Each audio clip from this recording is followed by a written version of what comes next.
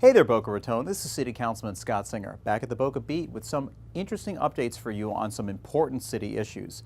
Let's talk about infrastructure.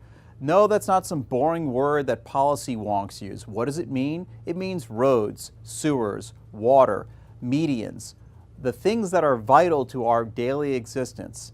So I'm pleased to tell you that the city has been exploring a way to expedite improvements in our long-term capital plan earlier. What does this mean for you? It means low tax dollars, but improvements now.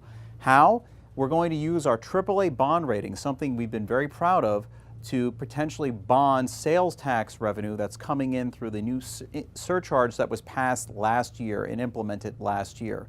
Instead of waiting for that money to trickle in $5 million a time over the next 10 years, we're looking at bonding that money. So in the coming couple years, we can make up to $50 million of improvements at low cost and low interest. Interest rates are low now and probably going to be about as low as they're going to be in the foreseeable future, and our bond rating is high. So we're well poised to take advantage of this opportunity to bring you the vital roadway improvements you want. Aside from that, the city already constantly budgets millions of dollars every year to improve our roadways and other infrastructure. We have great hardening of our city facilities. We reached 100% reclaimed water years before the state mandated deadline. And that's all because we've invested so much of your hard-earned tax dollars into making sure we get tangible improvements we can all count on. In particular, about 10 neighborhoods are going to see millions of dollars of investment over the next budget year that's already started in terms of roadway improvements. We'll constantly keep working to make our roads better for you, because a lot of the traffic that you see in Boca Raton has nothing to do with anyone who lives in Boca Raton. It's the build out of West Boca Raton and increased traffic passing through from Delray to Deerfield. In particular, Deerfield's expected to add almost 2,000 residential units just south of our border. You have to imagine some of those cars are going to drive into the city. So the next time you drive around and see traffic, know that Boca Raton is a popular place, not just for tourists, but for all the cities who want to flock close to it. In the meantime, we'll keep working on creative solutions to make traffic better for everyone. It may not be that interesting, but streamlining matters. What am I talking about? I'm talking about the ease you feel when you deal with city government. Over the last few years, we've made a number of strides to make dealing with the government more easy, particularly use of online services. I'm pleased to say that the latest venture here is the online renewal of business tax receipts. What's that? That's basically the fee, the registration fee that every business and the thousands in the city pay every year to make sure that the city's keeping track of who's doing business in our city and that all the code requirements are met for businesses. Well, you can now renew those permits online.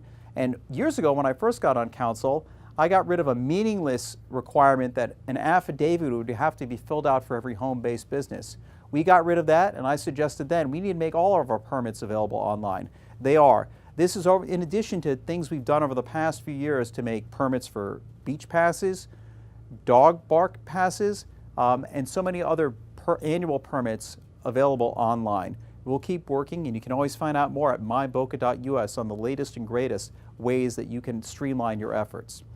From the bigger picture, streamlining is important for our businesses and our residents, and we've had some things in the code that have been outdated and have taken a lot of city staff time.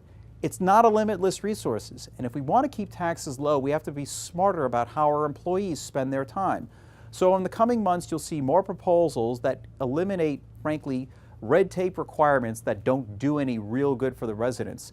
What's the hope? Not only are we saving staff time for other uses, we're dedicating more of the focus to long-term planning. And that ties back to infrastructure, because if we're going to have a good plan in place for infrastructure, we have to be focused more on the long-term plan for our city, 5, 10, and 30 years out. I'll keep talking about it and working on it, and I want your thoughts. Please give your comments below about some challenges you see for the Boca Raton of 2050. It will get here faster than you know, and if we're not looking at where we want to be, we're not going to get there. Our city thrived as a community of technology, from the invention of the personal computer to so many other things, and we need to be poised for the next technology revolution that's going to happen right here in Boca Raton. So I look forward to your comments here at the Boca Beat. Stay in touch here at the Boca Voice or on Scott Singer USA.